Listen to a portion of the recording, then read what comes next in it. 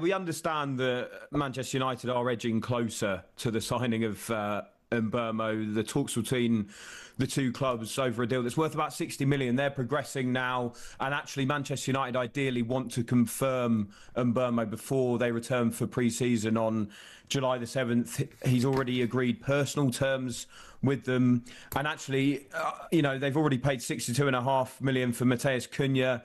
If they bring MBEUMO in as well, the attention will then turn towards recruiting a number 9 for Ruben Amorim. So all the attention at the moment is at that top end of the pitch for Manchester United. It would be a club record sale for Brentford to, we brought the news yesterday that they're set to appoint Keith Andrews as the replacement for Thomas Frank.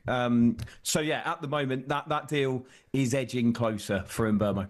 That Barca are exploring a loan move for Marcus Rashford, which doesn't really make it much more concrete. But he's obviously one of Manchester United's highest paid players. He earns in excess of 320,000 a week. So Manchester United realised that finding a club to sign him permanently, the chances of that are still quite slim, just because there aren't many clubs that can afford those wages. So you might see a similar situation to the one with Villa, where Manchester United pay some of those wages and Barca pay some. But I mean, we understand that Hansi Flick likes Rashford because of his versatility. But the interesting thing about this is that he would be in addition to their top target, which is Nico Williams from Athletic Bilbao, who also plays on the left-hand side. So you'd have Rafinha there, you'd have Nico Williams, and then Rashford in addition to that. Wow. So, when you think about the game time that Rashford would probably want in a World Cup year, be competitive. I think Manchester United want Garnacho gone.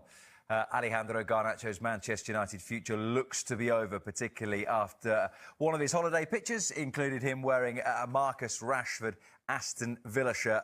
Jack, quite frankly, it's looked like the writing is on the wall for Alejandro Garnacho well before this, in terms of him talking after that Europa League final about being disappointed and surprised that he didn't play longer, wasn't included, ironically, against Villa on the final day of the season.